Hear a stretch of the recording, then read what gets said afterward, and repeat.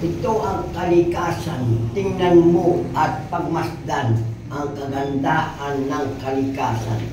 Sa umaga, pagkagising at pagmulat ng aking mata, mga 6:30 ng umaga, dito nasikat ang araw.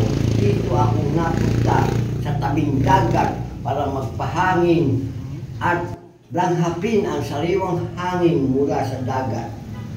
Nag-i-inhale at exhale ng sariwang hangin mula sa dalampasigan ng dagat. Mabuti sa kalusugan ng tao. Mga bata o matanda, ito ang kailangan, ang malinis na kapaligiran at malinis na hangin. Maniwala kayo o hindi. Maniwala kayo o hindi, masama ang pakiramdam ko at inuubo ako. Subalit nang dumating ako sa probinsya, agad gumanda ang pakiramdam ko at nawala ang ubo ko. Subukan mo, ang sinasabi ko ay totoo. Kung ikaw ay nakatira sa tabing dagat at nagtatrabaho ka bilang mangingisda, isa ka mandaragat o seaman kung tawagin, magpa-x-ray ka. Makikita medyo kulay berde ang baga mo. Malinis at ganyan ka kalusog ang katawan mo.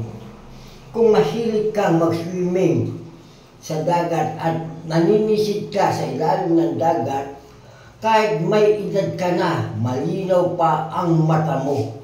Dahil sa kasisisig mo sa ilalim ng dagat, ganito ang benepisyo ng ating malinis na kapaligiran at kalikasan. Pag-ingatan natin para sa ating mga anak at henerasyon.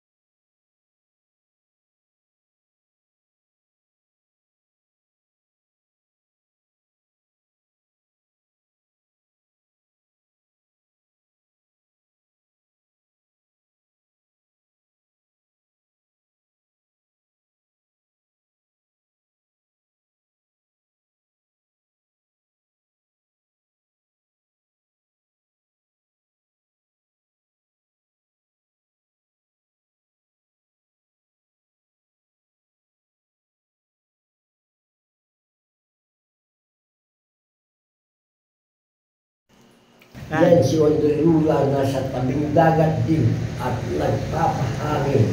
Palagi din yan sa tabing dagat, lalo na pag nakakaramdam na naiinitan.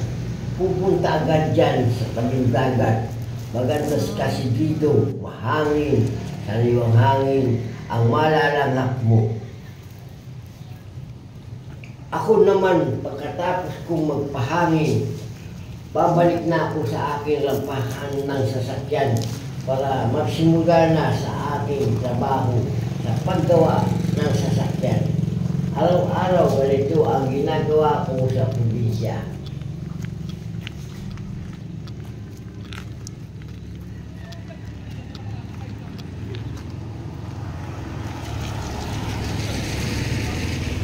Kung yan, tatawid lang, bahay na.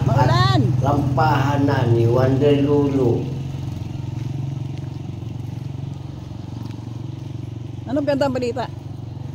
13. Nandiyan ka pala. Minsan makapasya rin ako dito.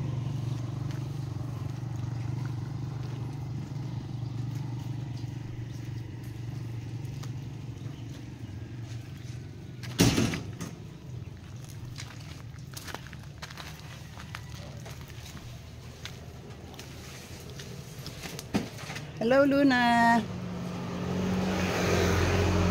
Hello. Malungkot si Luna. Huh?